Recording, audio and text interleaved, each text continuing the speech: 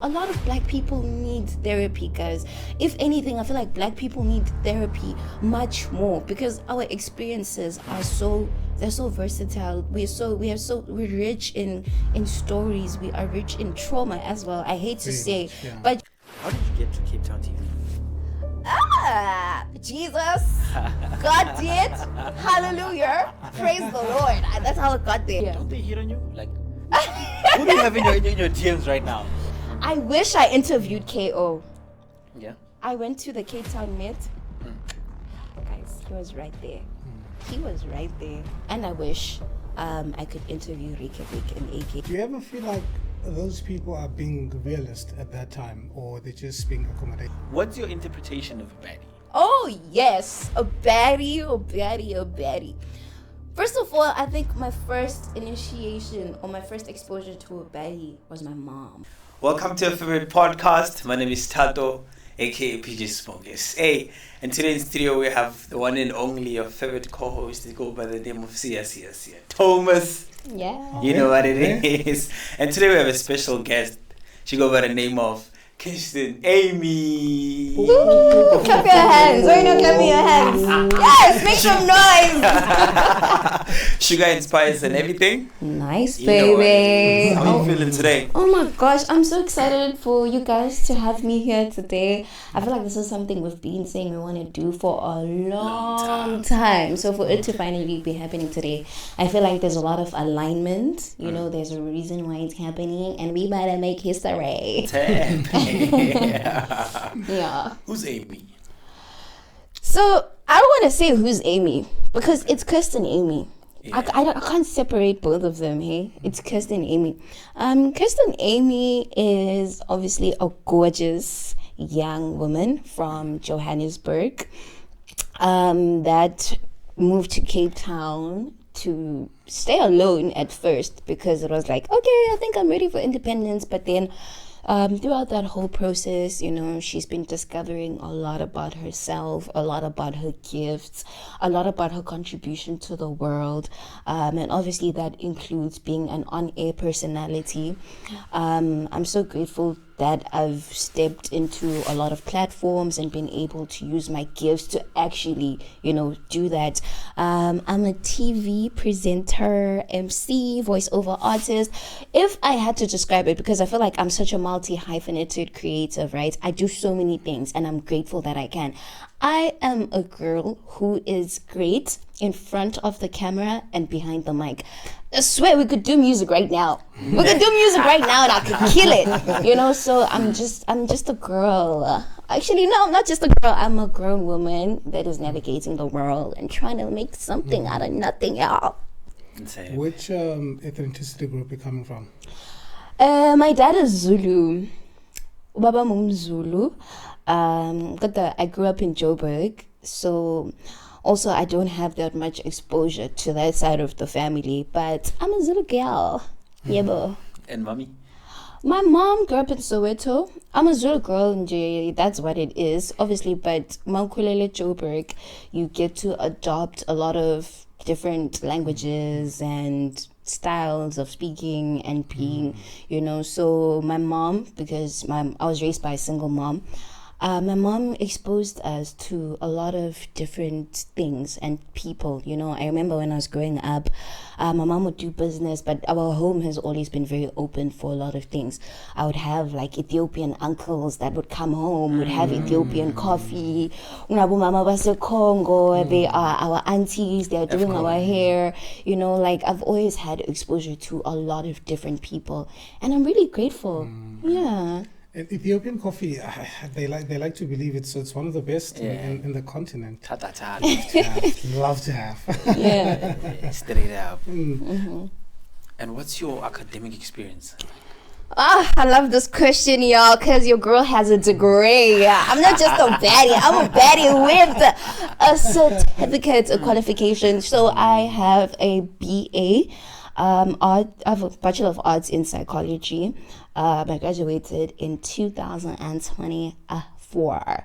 I am a psychologist. That is still, if I had to say I'm a psychologist now, it wouldn't make sense because I can see yet. But I do have a degree in psychology. That's all I have right now. Yeah, I didn't understand for the longest of time this thing of Bachelor of Arts, because in my mind I'm like studying art, and art is like something anyone can do. But I did not know it had some sort of extension, like you're saying now in psychology. Is there any other maybe courses under it, like under Bachelor of Arts? Oh my gosh, there is a lot. So you can major in something, but as a Bachelor of Arts, I remember there were people that were doing Bachelor of Arts in communication, Bachelor of Arts in ethics, and like it has a lot of things underneath it, which I didn't know as well, because when I was applying for university, I was just like, I want to leave this house. But it was nice that I got to, learn more about it. But now looking back at it, I think I would have pursued the different psychology, because I feel like that one allows you to be in the field more. And I think that when you study for like 4 years or something, and then even the moving on, you get to actually practice and be in the field more. Whereas with a Bachelor of Arts, you still need to do a few more things until you start to practice. Very nice. I think psychology, Tato, it's one of the, from the way I know it, it's one of the most sophisticated things to do, because you're learning a lot about people's mind, the elements of thinking and all of that. Is there any sort of like techniques that you feel like you can share for us today? Things maybe they'd usually say in psychology, because sometimes they'd say, if you're trying to find the truth from someone, if you're speaking nicely and then they start opening up. It's some sort of a technique they use, even with children. You must not shout at them. You must speak this way, and then they're going to start speaking up. Is there any... Something that I'm excited to talk about, because it's something that I've personally been experiencing myself, is neuroplasticity, right? This is... I don't really know how to explain it in full detail right now without rambling, because I know that we have a lot of other things to speak about. But in a nutshell, it's the fact that you can train your brain to start believing and perceiving certain things by your actions and the way that you speak to yourself. Like you can literally rewire your brain to see life a specific and different way, right? So let's say maybe you grew up in a place where, I hate to use this example, but in a home that's not very loving, right? This is like the most common example, a home where there's not a lot of affection and like you were not very encouraged, not a lot of positive reinforcement.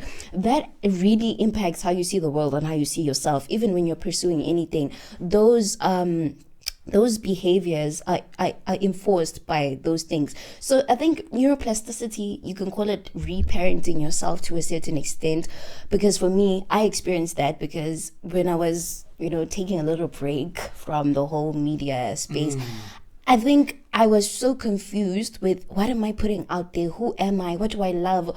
What am I even doing? When you start to think, okay, what's my purpose here? Like, what am I doing? Like, it's such a great thing when you start to work on yourself and you wake up, it's not like you just wake up and you're like, today I'm a superstar.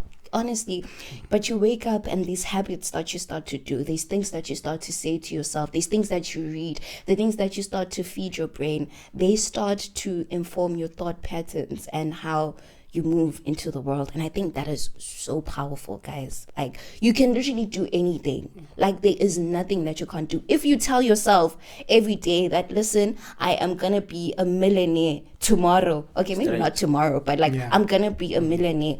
Like, if that is something that you are actually like dedicated to believing and acting towards, guys, I'm gonna be a multi-millionaire. Everything starts in the brain. Quick one. Do you think psychology is really like effective? For instance, you go to see a psychologist and they influence you to open up and even push you to a corner where you must start giving like options that how can you really, really help yourself from getting out of whatever that's depressing you. Do you think it's really effective? Oh my gosh, I think it's extremely effective. I feel like a lot of people struggle with things because, number one, they don't know how to address them.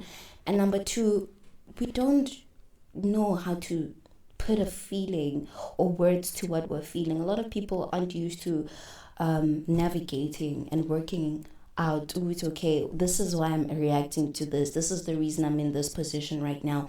And sometimes where you have someone where you can just speak to them and they have like more knowledge and they can help you break down and understand the things that you don't understand about yourself. That's what I said again. You start to do self-introspection. And it's not just psychology as a whole. Like I said, neuroplasticity. There's a lot of things from our backgrounds that we don't get to speak about. A lot of things that we actually go through presently that we're not able to show up as our authentic self. So I think therapy is necessary for each and every human being. It helps you go through the world better. Self-awareness is better. And I know that people are like, but not everything is supposed to be a self-help book. But the biggest investment in life is yourself. Once you feel good, you do good. Once you work on yourself, oh my gosh, guys, you move through life in such a different way. Yeah. I'm impressed so far. I want a psychologist next to me. But for me, I think it implies to white people, man. No, I think that's the thing, because psychology has always been looked at this thing that is for white people. A lot of black people need therapy, guys. If anything, I feel like black people need therapy much more because our experiences are they're so versatile. We're rich in stories. We are rich in trauma as well. I hate to say, but like we have a lot of things that happen that, number one, are normalized in our cultures and in our homes. And when you go out there and you meet other people, you realize, this is not how this is supposed to go, I think black people should be more educated about psychology. Me and my best friend were having a conversation actually the other day about how people in the rural areas, mama and jumuntu, if someone has schizophrenia or something, they'll think, loyiwe and stuff like that. But things happen. Mental health is real, and we need to address things. We need to show up and enjoy life. Life is meant to be enjoyed, and you can't do that if you have BPD, for example. A lot of people can't even diagnose those things, and they start to battle with it. People who have depression, they don't even know they're depressed. They think this is just how I am. They never get to experience joy and peace and actually just experience life. Mental health is important. Therapy is important, and I hope and wish that it's something that becomes more accessible, especially in South Africa. There's a lot of unemployed people. Like, there's a lot that we need help with. What is BPP? BPD, bipolar disorder. Yes. Bipolar. I think what you just mentioned now is very important, and I'm saying it because maybe Tado doesn't realize psychology can be in many forms. Back in the days, people used to do some fire there and they would sit there with grandparents and all of that. That is some sort of psychology because people would be telling stories, expressing whatever they're not feeling okay with and things like that. It has always been there. It's just now it has transformed. Yeah. And this transformation, people starting to think about it in a different way because there's some sort of beneficiaries when it comes to this thing because it has money involved now. Straight. Because you have to go and consult to someone and then they will tell you about your story and they will tell you maybe you're going to need 10 sessions instead of 3 because of money. Even though they're giving you something quite informative. Would you then say... Because this thing of psychology and this thing of white people, again, for me, I feel like it's just a misconception. What are your thoughts about psychology, right? And the coloration that it goes with in terms of our own spirituality. Is there any connection when it comes to it? Oh my gosh, yes. You see how you just mentioned how back in the day people would go gather in a fire and don't speak. I feel like something that I've learned right now is the fact that it's good to, have time to yourself. Solitude is great, but having community is literally one of the best things. Human beings, I don't think, are meant to be alone for too long. Yeah. So a sense of community is so great. I joined a running club. I've been, going out a bit more. And it's so nice to have something to look forward to, number one. To know that even if you had the worst day at work, namhlanje is a Wednesday. I'm going to the running club. I'm gonna see all my friends. We're gonna work on, getting our personal best runs. We're gonna sweat. After this, we're gonna dance. You know, there is something about just being around people that is very healthy. And also, you know, there is a lot of things that come in with psychology as well. You know how our grandparents and our mothers and stuff like that, sometimes they would tell you it's okay, ungakhulumi kakhulu izinto ofuna ukuziyenza and stuff like that. Bazokuloya and stuff like that. Honestly, I don't want to say I believe in that, but sometimes you learn that, okay, what's the reason why I'm an oversharer? You start thinking, oh, okay, ngishara kakhulu. It's not even a thing of ukuthi bazokuloya. It's a thing of now when you overshare and you don't meet that thing. How do you go back outside now? Because hey guys, next week in I'm buying a car, and then you don't get to do that. I feel like it goes again to privacy and community. Like those things can coexist. And also something that I feel like deviates when we talk about psychology and our own like cultural beliefs is I grew up not knowing how to give myself and other people grace, you know, because obviously, you know, when you're black sometimes but or stuff like that. But I think psychology has helped me be in a position where it's not just about me and my perspective, you know. I was learning the difference between modesty and humility. I think for the longest time I was modest, thinking that humility. But modesty is where you like minimize yourself, your achievements. You downplay a lot of things because you're trying to be stomachable. However, humility allows you to recognize your greatness, but also understand that like you're just a human being. You know, I think something that I've been learning, I don't know if this has to do with psychology or just growth as a human being, because they go hand in hand, but realizing that just because Tato did me wrong today doesn't make Tato a bad person. And it doesn't mean Uguti, like I'm not the main character in everyone's life. There's probably something Tato is going through, or something Tato is navigating that made him show up in that way. And I can't blame him, because it's not like Tato was thinking, yeah, I'm gonna ruin Kirstin's day today. Right. Yeah. How did you get to Cape Town TV? Jesus, God did. Hallelujah. Praise the Lord. That's how it got there. Yeah. Funny enough, I was in university and I had realized that I had done a lot of academic stuff, but nothing really fun, you know. And I told myself, like, I don't want to be one of those moms that go and tell their kids, yeah, go to school, get your degree, you know, because there's more than that.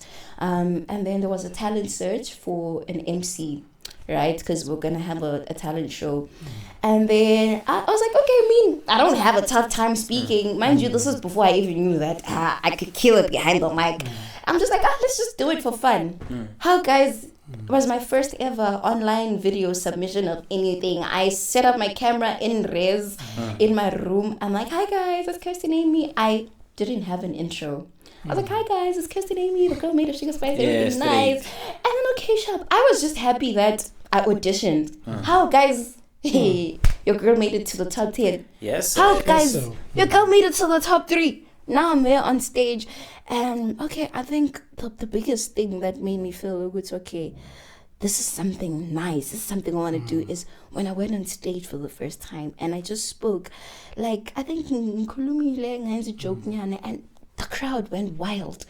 I was like, what? What is this exhilarating feeling? And then after that, when we did that MC search, after I was in the top 3, the organizers told us that we were going to get a chance to have TV experience, live TV experience. And that's when we went to Cape Town TV just for exposure. Straight. But, you know, when it's time for you to do something and God allows you, now everyone's gonna see you now. It's time, you are ready. Virally. Guys, I went to Cape Town TV. I did not like my first show. I made a mistake once. I'm a perfectionist. I made a mistake once. I was like, I'm only TV.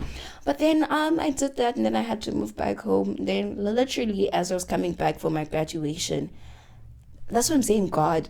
They texted me. They were like, hey, do you want to be a guest presenter for one of our shows? When I went back there, I went back with the thing of, okay, let's see how this is going to go. After I did that guest presenting gig, I knew that that was something I wanted to do. And also I knew that that's how I wanted to stay in Cape Town, because I was enjoying being here. And also now we're like, wow, I can't believe I'm on TV and I'm getting paid to just talk to the camera and tell people that, guys, stay tuned. Like, it was really nice. And then it started growing, and then Cape Town TV, it exposed me to so many things, so many people in the industry. And I think I'm so grateful that I got to experience that. Yeah. You're talking a lot of things that are happening in the forefront. Remember, this is behind the scenes. Yes, Right. darling. We want to know things that are happening behind. All right. And there's so many fallacies when you're talking about media houses. Yes. Things that are really happening in the production and Yes. things like that. So I want to know what has been happening in Cape Town TV. In what aspect? From the production perspective, is there maybe any narratives that you felt like, you shouldn't be doing this, but you have to do it because of your job?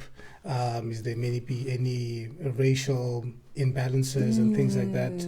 Because most of these production companies, I must say, they're white owned. Yeah. And none of our people are owning them. Yes. Have you felt any, maybe, I don't know, felt low of yourself because of the production and things like that? That's a really great question. I think for me, I've always known who I am, and I know what I bring to the table. I know my value wherever I step into.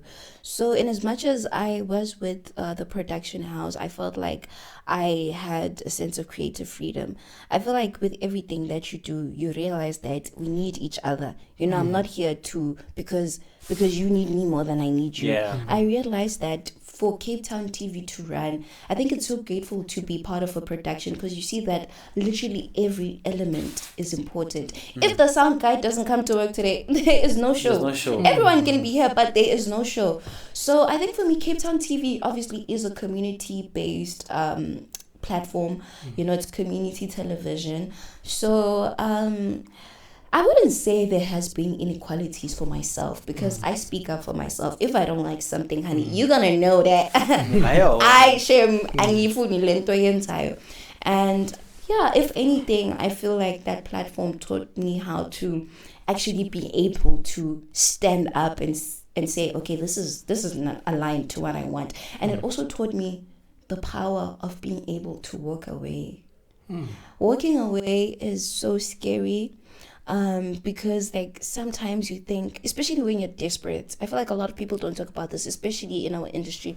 If you are so desperate to make it, you are willing to stay in a situation that's not like the most beneficial. But once you learn that your voice matters and you are able to control the conditions that you live in and you accept, like, you start moving differently. When you understand that I'm not here because I'm here because Cape Town TV saw something in me that they need to make the station grow and go further. And I'm really grateful because the family situation there is so great. Like, the entire production team is amazing. I think it was the great initiation into the industry for me. Yeah.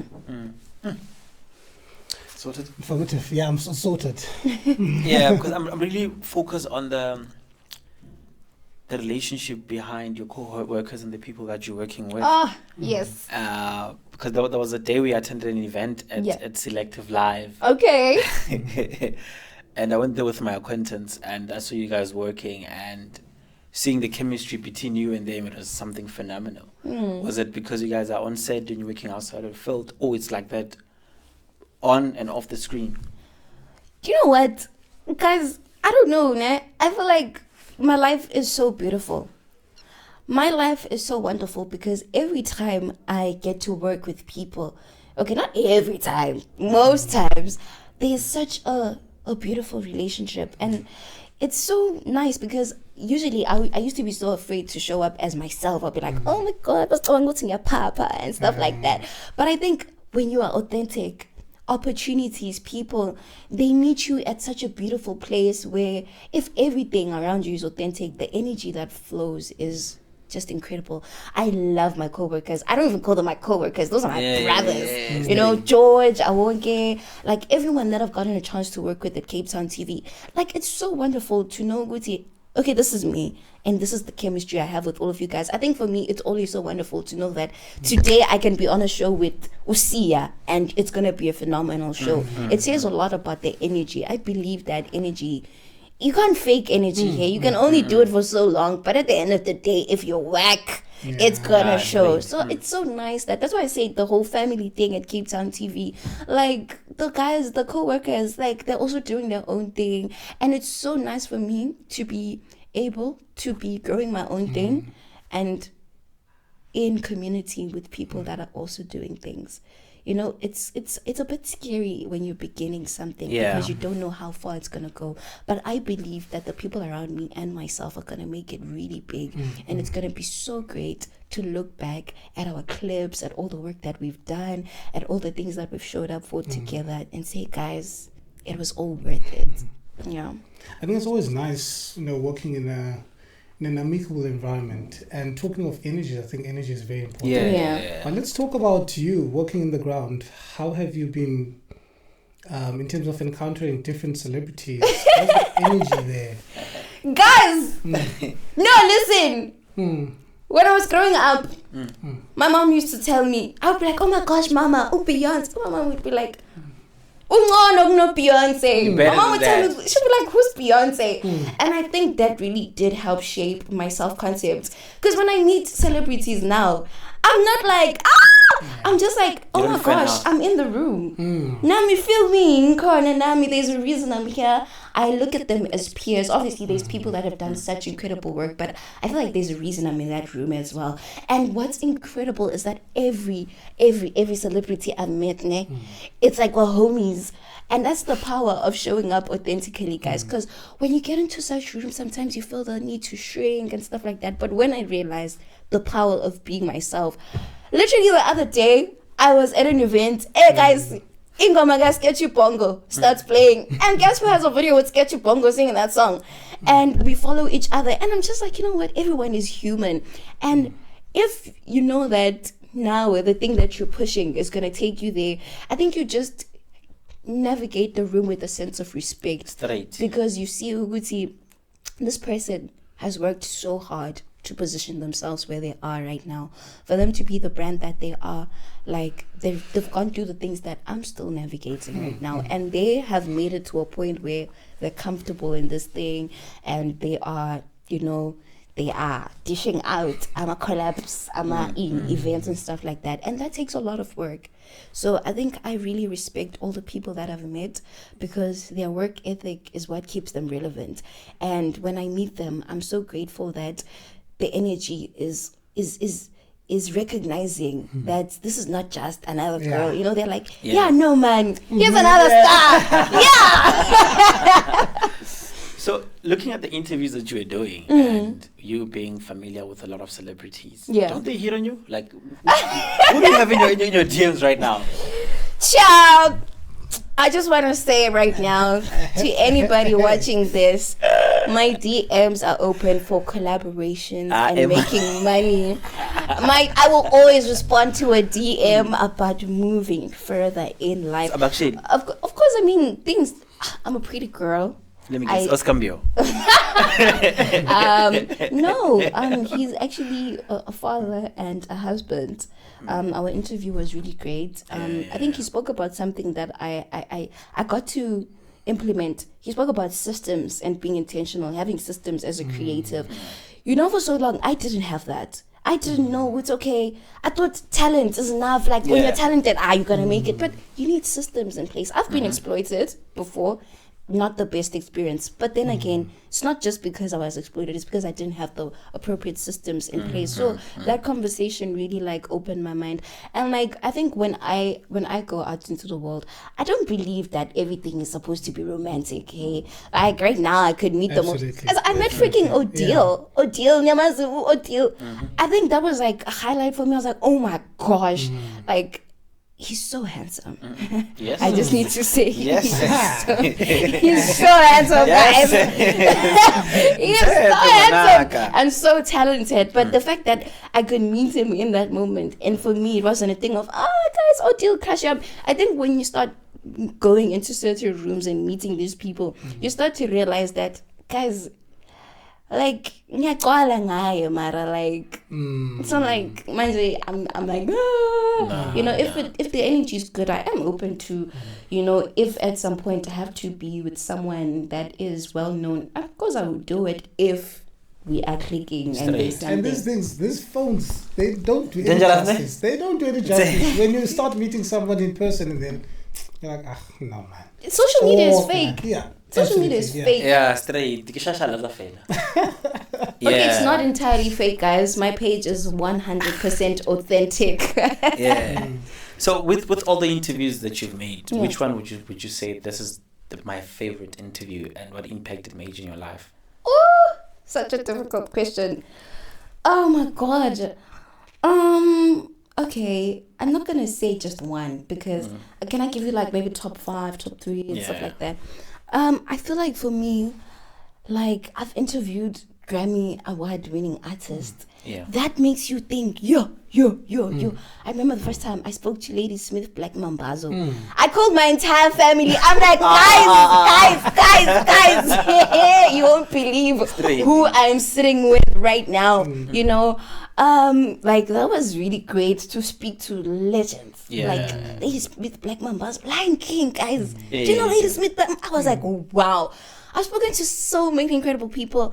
I think Oscar MPO, it was really great to like speak to him, because like the things he said, man, like I think it's interviewing someone is not just about getting content for the camera, especially if you're intentional about it. Like if you have access to someone that has something that you want or has gone somewhere where you are still headed to, in that interview, for me, it's not just, guys, we want to create a meme. I'm not trying to just create a meme for social media. I'm asking, so how did you get there? And how can I do it like you as well? So I think that interview was so nice for me, because I think at the time he was promoting his event, Ugroovy Escape, that was going to happen in the same week. And like just to see and hear like him being vulnerable in that moment and saying, guys, okay, I've learned to be intentional.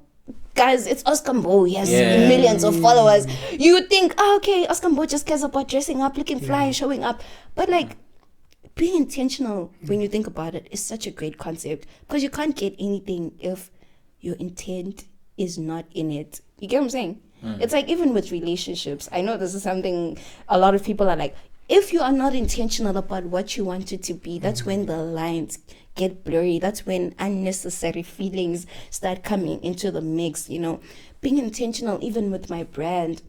That's why I took some time away, because I felt like for the longest time, I was just posting, I was just doing because I felt like that's what I had to do. I didn't feel like my content and the things that I was posting were a reflection of me and what I wanted it to look like, what I wanted it to be.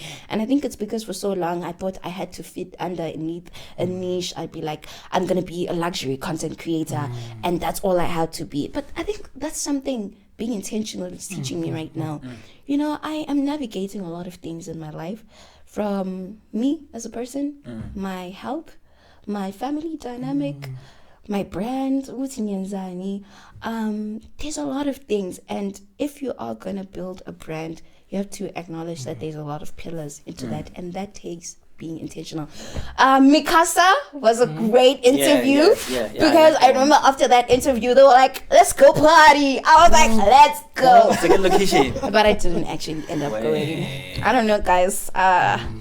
Odile, guys, I'm saying it again because I spoke to Odile. Odile was like, I think I listened to his music, like I'm such a big Odile girl. It's like, okay, oh my gosh, like Lana, this guy is an international artist. I was doing his TikTok dance the other day. And it was not even just because it's Odile. Yeah. Right? When I got there, I was like a bit nervous, guys. I'm not gonna lie, I was a bit nervous. I was like, oh my gosh, guys, I'm about to fuck Odile. I get nervous all the time. I get nervous all the time. I was about to divert because my brain works like very crazy sometimes. Odile, that interview was so nice. We were laughing. And then at the end, I say to him, okay, now let's take a selfie. He was so receptive. We spoke about chakalaka. Yes, sir. We spoke about South African culture. And I was like, actually, Odile is not a far-fetched idea. Like, Odile is right here. And we have a video of Odile saying washa with me. Yes. It's like, it was so nice, to be honest with you guys. German Coco, I'm so sorry. I can't just pick 5. It's always so nice to meet the people that you watch and the energy. Like German Coco's energy was so incredible. Guys, she's so cool, hey?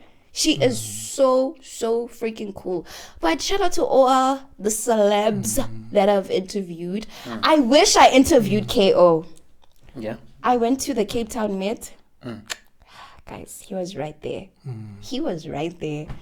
And unfortunately, I did get a little nervous. And also there was a little bit of something that made me not able to do the interview in terms of my outfit. But KO, I'm coming for you.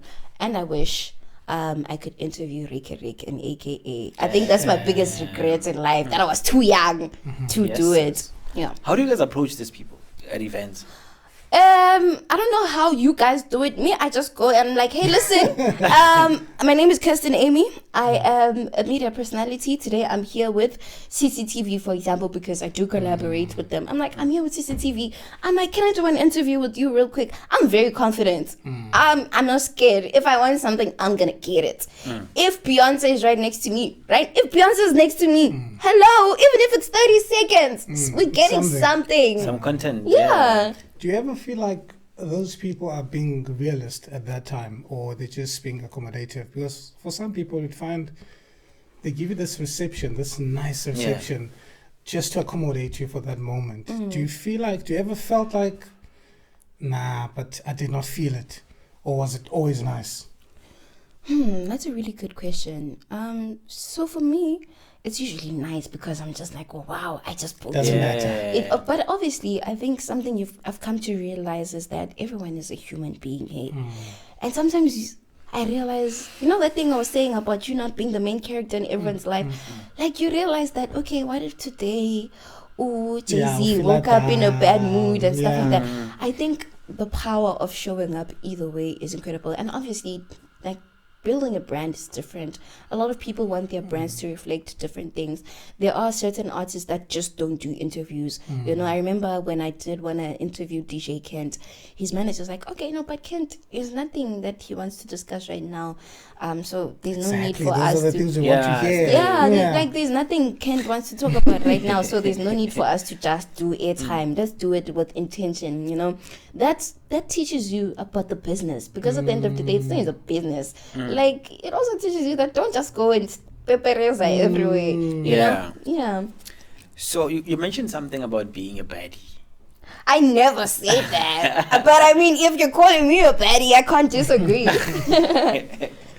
What's your interpretation of a baddie? Oh, yes. A baddie. First of all, I think my first initiation or my first exposure to a baddie was my mom, or both my moms, because my mom has a sister and they are both my moms, because I basically was raised by those incredible women. But being a baddie for me was shaped by them, you know? Like, I remember seeing luxury fragrance. Guys, I was smelling like Michael Kors at school because I went into my mom's bag. You know, but I think being a baddie for me is being a woman that knows that she is that. You know, like, you are not afraid to operate fully in who you are. A baddie is a woman that is authentic, that loves herself, that works hard to achieve the things that she wants, that is gorgeous and believes that she's gorgeous. People think a baddie is the societal standard of beauty, but for me, a baddie is any queen that believes and knows that she's a queen and moves through the world like she's a queen. My mom, right? The reason I call her a baddie is because my mom is like one of the most incredible women, like both of them actually. They've shown me that being a baddie is not just about your appearance. Yes, appearance is nice, but being a baddie is actually about you having a weird moment. Being a baddie is about you having a funny moment. Being a baddie is about you being able to set a boundary. But who's finding the lifestyle though? Like, let's remove your mom, right? Because I think who's finding whose lifestyle? My mom's I'm coming lifestyle. to that. No, not your mom. That's what I'm saying. Let's remove your mom, right? Because my interpretation or the definition of a baddie mostly it comes from the Instagram girls, right? Okay. And we know how we get their money. They get their money. We know how. I don't know how they get their money. know I they don't get know their any of those girls in person. There are sponsors and blessers behind that. Okay. Do you understand? So that's why I wanted to understand your definition of a baddie. Does it come from being independent or just the lifestyle, what we see on camera, which is what everybody sees on Instagram, right? But behind the scenes, do you have to be independent or you must have a sponsor? That's a great question, and I think it also shows how women are viewed in society. Okay, for the longest time, women have been told how they are supposed to live and move. I feel like a baddie is someone who gets her own the way that she does, and she's happy about it. You know, whether there's a sponsor or independent. If you mali corner, guys. Because they go to Dubai, these people to get that coin. You could go to Dubai with a blesser. You could go to Dubai out of your own pocket. Why are we policing how women are living their lives and where their money is coming from? I know that this was you have followers, right? Which are young kids at home, right? And then when they see it, the lifestyle that you're living, they obviously want to look like you, right? And then now when they find out how you make your money, it's science bougie shit, right? And then that's why we need to get the concept right so that you don't influence young kids who are coming to look up to you only to find out you're getting the money the wrong way. I have to agree with Kirstin on this one. Yeah. Baddies, I don't know why people always associate the word with being bad isn't bad.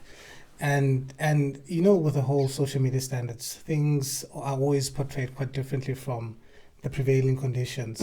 Because a baddie, like you said, it's someone authentic, someone who feels like they're woman enough for themselves. They don't need any validation from the world. But then there's a difference again, because some of these ladies, you can see them and we are forced out. How?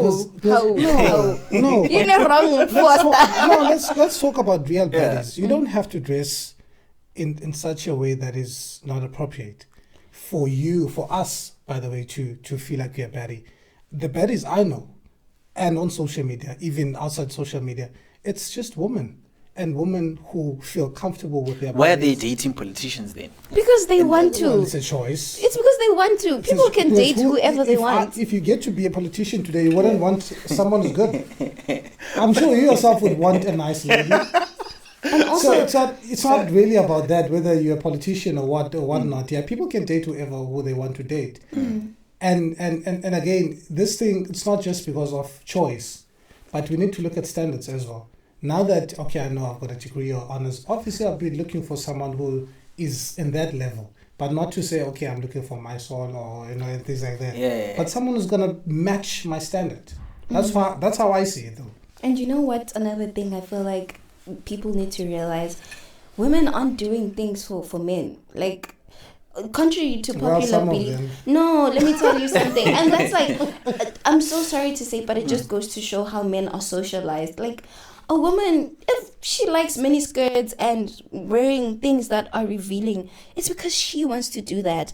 And God forbid she gets attention from men and stuff like that. But a woman does whatever she wants because of herself. Women are not living for the approval of men. Like, this is something that has been going for so long. Women are living for themselves. Like, if I decide to do extra pink blush today and come into the studio, are you guys gonna say, she's doing the most? Doing the most according to whose standards? But who are you wearing the short skirt for? Myself. Yourself. Because I've been going to the gym and my booty looks good. With that? How? Why do you have a problem with that? Why does it make you uncomfortable? It goes to show why. It's not even about me not being comfortable with it. But I'm just asking now as a question. Why would you want to wear something short, something inappropriate in public? Inappropriate to who? Who set the standards? Us. Why? Us people. So you guys wear mini skirts. I mean, come on. We cannot lie. No, come on. We cannot lie about standards, right? And the rules. People are guided by rules. In order for us to have a society where everything is going accordingly, we have to have rules. Hence, I mean, you wouldn't go and interview people with a short skirt. Why? You don't know that. I've done it. Where? I want you At a see. festival, why would I I be wearing a want to long skirt? At a festival.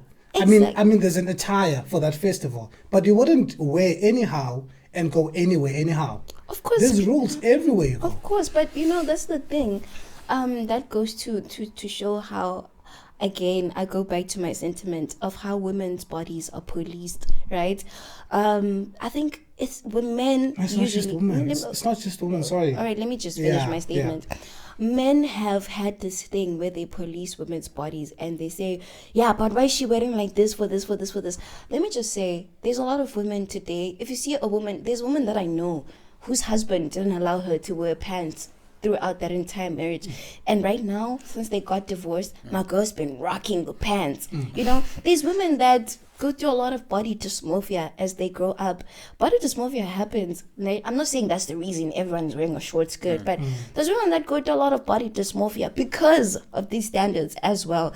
And finally, when they are liberated, they're like, you know what? Today I'm going to wear a mini skirt and I'm going to go outside.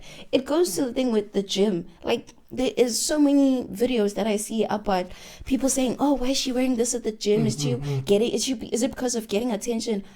Like, hello. Of course they're looking for attention. But hello, she's looking for attention. That's what you think. Women are not living for men. Like and to be honest with you guys, when I do my makeup, when I do an outfit, the compliment of another woman means more to me than a compliment of a man. Because usually when men are looking at you, it's through a lens of lust and their own standards of what a woman should be. But not that only. It only goes with how you're wearing. Can you really be my wife? Can you really be the mother? I'm not trying to be your wife, nigga. I'm wearing like this because I feel good and I look good. So if I came in here wearing a BBL jumpsuit, were you guys gonna say this is an inappropriate attire? But Kirstin, I want to talk about being appropriate. The reason, let's say for instance, hypothetically, now you're an educator. You cannot go to school and teach children with a miniskirt on. You'd have to wear appropriately. Why, if there's no issue with dressing up like that, why you wouldn't go anywhere? That's a great question, Sia. I think my final remarks on this, because I don't want this conversation to be about what's appropriate and what's not, because this conversation could go on for so long. Like you're saying, the standard is different for everyone. Tato, you said something about, are you going to be my wife dressed like that? I believe to each his own, right? Someone might look like they're not dressing appropriately for you, but to someone else, that's someone's dream girl. Like someone's like, oh my God, I've been looking for a girl like that. So I feel like people should just live their own lives and allow other people to do the same. Like, Uti, number one, I know this is such a common statement. You don't pay anyone's bills. If you were paying my bills, maybe I'd have the decency to think what you think about my outfit. But to be honest with you, this is my life. A lot of people live for others and they forget to live for themselves. This is my one life as Kirstin Aimee. I don't know if I'm gonna come back here. I don't know what's gonna happen. God forbid I go to the grave thinking, hello, you're not gonna make it big if you're concerned what people think about you. Yeah, and I honestly don't care what men think. I don't care if you think I'm appropriate or not, because, hey guys, women are policed for so many things. Our behavior, our dressing. Like, being a woman is so diverse. It's so versatile. There's a lot of experiences that I think men might never get to experience because of how the world's been socialized. But I couldn't care less what a guy thought about me. Here's a quick question before we move on, because she said we shouldn't prolong this thing. Yes, please. It's all about women now, and I understand this question. You're not a man, so you wouldn't really know. But what do you think is a misconception about men? A misconception about men. Wow, that's a great question. A misconception about men. That's what requires me to think. Women never want to. They never want to give credit to men. They never want to give credit to men for whatever reason.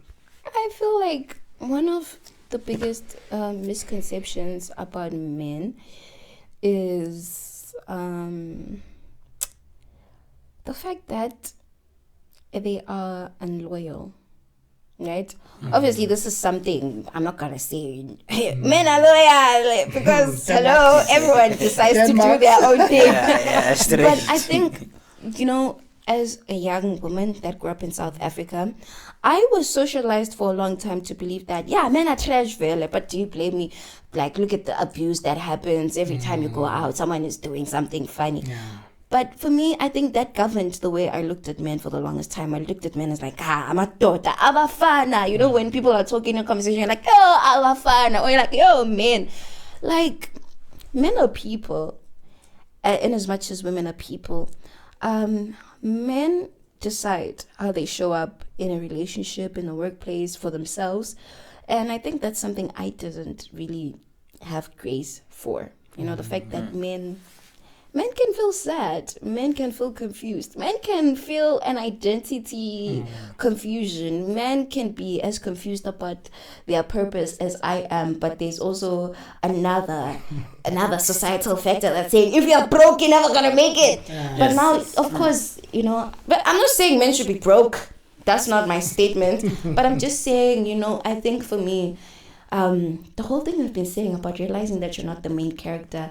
Men are people, and people make choices. People choose to show up the way that they do. If a man is gonna do you dirty and cheat on you, girl, that's what he decided to do. That's who he is. It has nothing to do with the person that you are. So that's something I've learned. If a guy's a good guy, he's a great guy. If he's bottom barrel, that's who he is. Straight. Yeah, men are people. I think that's the biggest misconception. I used to think men are like... But we're not. So anyway, we have a segment called Pass the Question. Okay. So we're interviewing Vincent. Vincent Jai, right? Vincent? Yeah. I would love to meet you. So Vincent left a question for you that, looking at where you are right now, what would you do differently for yourself? Oh my God. I would not believe in myself. I would believe in myself more. I think for the longest time I was struggling with showing up in the world because there were self-limiting beliefs that I allowed to govern how I was operating in the world. I thought that this is the ceiling. Yeah. It's okay if you make it until this point. It's fine. Like now I want it all. I want it all. Like, if there was something I would do differently, is doubting myself, thinking that there was something that I didn't have to get to where I want to go. Because to be honest with you, God has given me the ability to do anything, and I can do whatever. And obviously life is not always going to be great. But something that I wish I did do differently, if I had to sum it up for myself, is give myself grace and acknowledge that I'm not perfect, because every time I didn't show up perfect and I recognize how flawed I was, it made me start to feel like I was undeserving of the things that I was gunning for, or the things I was going for, or the things that I had and was getting in that moment. So the only thing that I would do different right now, which I'm already practicing, is I would love myself more, give myself grace, and just allow myself to know that nothing is off limits for myself. Straight. Nothing. If I want to be at the Grammys tomorrow and I seriously believe I can and I work towards it, I will do it. So I think something I would do less of is just not believing in myself to my fullest potential, being kinder to myself. Like when you are, is it hyper something? I forgot the word right now, but there is how you show up in the world where it's like a hyper achiever or something like that. I'm the firstborn daughter. Already that has so much pressure on me. I feel like I always have to do the most. Everything has to be great. My siblings need to see it. It's just us. We can do this. My parents need to think, we did a good job. We can focus on the others. Guys, living for myself and not beating myself up too much. Recognizing that this is my first time living. I'm the first generational child in my family to pursue a career in media. Straight. And think, it's okay, this is how I'm going to do it. Like, I'm doing so many things for the first time that it's hard because I'm setting the foundation. Yeah, that's what I do differently. I like the idea of. She must ask the good question for our next guest. No, okay. Before we move to that one. Question for our next guest. That's a great question. Tricky. Damn, this is hard. What's holding you back from being the person that you've always wanted to be? What's holding you back from achieving the dream that you have? What's holding you back from actualizing into your highest self? Yeah. Prioritizing. I liked the idea when you said people need to start prioritizing themselves. I know you never said people, but you said yourself. Yes. I mean, with many women, if we're being honest, they rely a lot on validation. And I think it's important even in relationships to put themselves first, because most of them, they do not. And for every now and then when you hear a GBV case, it's like it's something that happened then, just for the first time then, but it wasn't the case. It has been happening for multiple of times, but only then they started prioritizing themselves, and then it came out. So I think that should be a primary function in anybody, prioritizing yourself, putting yourself first in anything that you do. I just like that idea that you brought in. Oh, thank you. I appreciate that. Why do you think men ask more money than women? Because nowadays women they don't ask money as usual as they used to, but men are the one who love more money than women. Who are they asking for money? Like men, they ask money more than women nowadays. Asking from who? From women and men, yeah, in both genders. Are you saying men are asking women for money? Yeah. I don't really have much of an opinion on that because no men are asking me for money. The only men asking me for money are my siblings, my younger brothers. They'll call me and say, "Hey, I'm taking a girl on a date. Send me something. Hey, yo, Kirstin." Like, I know when the phone starts, says, "Hey, yo, big sis. Ow. Ow. Talk to me." I've never really experienced men asking for money from me. And I'm grateful that I didn't, because I don't know if I'd be able to navigate through that. Yeah. Quite nice. There's things that you probably want to say off air, but I really wanted to give her flowers now, because every time you get to sit here, you're not just sitting here. You're taking in from someone else. Straight up. The character, the personality. And I love the idea that you're so much high here and I'm only here. So there's a balance in that. If ever I was loud and you're loud, it was going to be a mess. Yeah, So yeah, absolutely, man. I think I really enjoyed the episode. Yeah, I cannot lie about that. Are we done? Yes. No, we're not done, guys. I'm starting a YouTube channel. Stay tuned to my social media. YouTube channel is coming. Are we done? Hold on. I was going to ask you. Hello? What are you doing? Yeah. Okay, sure. ask me so I can Sure. Let me know, Papa. Okay, Kirstin. Yes, Tata. What are you working on? Oh my God. Guys, let me tell you something. I am working on being a global icon. All right? I've been talking a lot about how I was sleeping on myself. Straight. The girl is up. And she is going for everything. You guys are gonna see me everywhere. I want to be a household name. I am so grateful that I'm talented. Y'all are gonna see me make some music. Y'all are gonna see a YouTube channel. Y'all are gonna see some beauty content. So if you are a beauty brand watching this, send me the makeup, send me the wigs, send me the clothes, the wellness events, everything. It is happening. I literally just emceed for my first fitness event like a while ago. The range, all I'm saying is the range is impeccable and it's undeniable. So just brace yourselves, guys. I'm so excited to share more of myself with you guys, even in my content. I feel like there hasn't been a lot of personality in it, not a lot of connection to my community. Right now, y'all, what y'all can look forward to is the girl moving as the queen that she is. And before I go anywhere, I just want to say, guys, God is the source of everything. And everything that I am, everything that I have, everything that I am yet to have is because of God.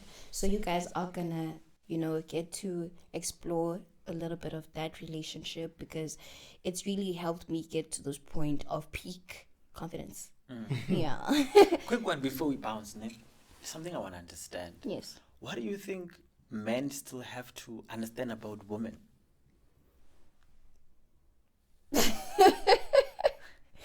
Men need to understand that women are beings with a sense of identity, self-governance. They don't need a man to control them.